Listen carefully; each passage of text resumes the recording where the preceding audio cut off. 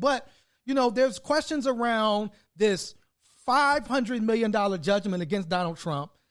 He tried to get it postponed. He did not.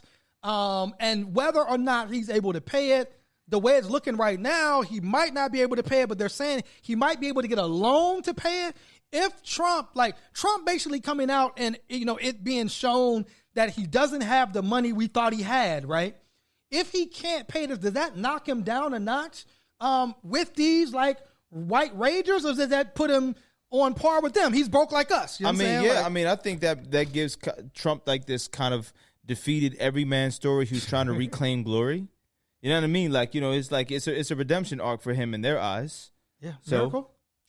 No. So I think the first part is that Trump never promised them anything that he couldn't deliver on. He never promised to improve their lives. He never promised to help them live longer. He just said build the wall and all that bullshit. Right? Yeah. He took their rage and gave them something to hope for and believe in, and for them, they like him because he hasn't failed them. Right? True. And so for people who have been promised they're going to help you with this thing, help you with that thing, they've had people come into their communities who weren't from their communities and destroy them. Yeah. They don't want to hear what they're going to do. They want to see what you're going to do. Yes. And Trump has really exploited that. And on top of that, Democrats and a lot of progressive spaces, and there are progressive organizations, right? But a lot of folks have basically been like, okay, coal miners are going against their best interests. Kentuckians are going against their best interests. Right. And so we're just going to leave them away. How many times have we heard we're just going to throw away red states when we keep saying the most queer people are in red states. Yeah. The most black people are in red states. True. So there is a awakening that has to happen within our organizing. And it's not my ministry. Let me be clear. It's not always my ministry to sit with people who believe that I am a threat to them, but there are other orgs who are. True. But I think with Trump, he was able to exploit it in a way that people were not prepared for. Yeah. And then he was able to galvanize and fuel that rage. Yeah. By saying these are the people you need to attack. Yes. But then he was smart to say, and I'm the person who's going to do it. Yes. If he is not there is no one channeling that rage. Right.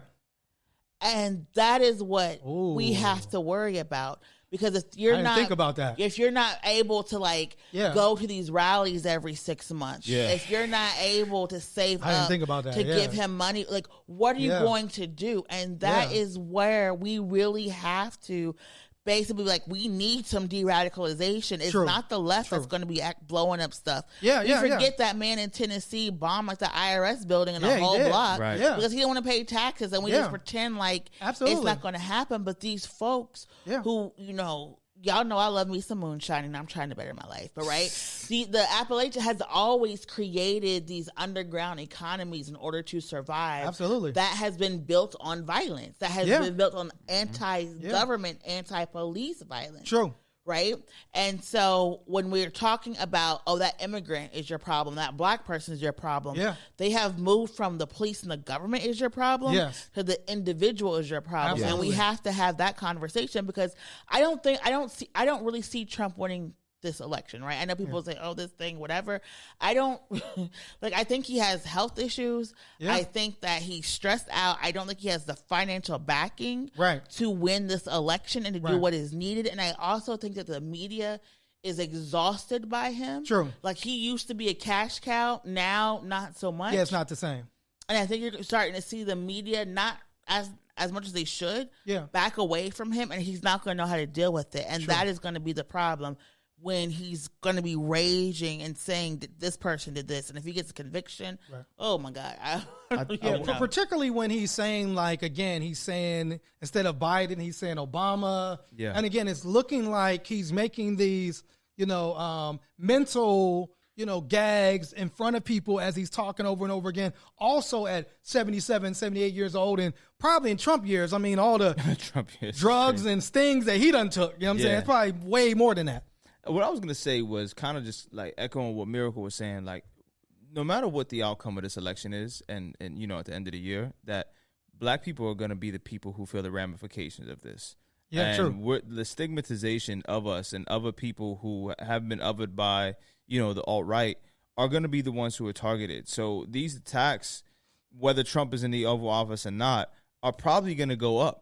Yeah. And they're probably going to be a rash of these attacks, and we're going to see something very akin to what was, seen in 2020. Right. And that puts everybody on alert at the polls. That puts people on alert in your communities. Yeah. And like how you show up for, electoral services and voter engagement and civic engagement. These actions this. You're right. Could be very highly targeted. It could. I mean, because I remember 2020 and thinking and being kind of mind blown to be like, wow, we might have to have violence. We might have to defend ourselves at the from violence just to vote.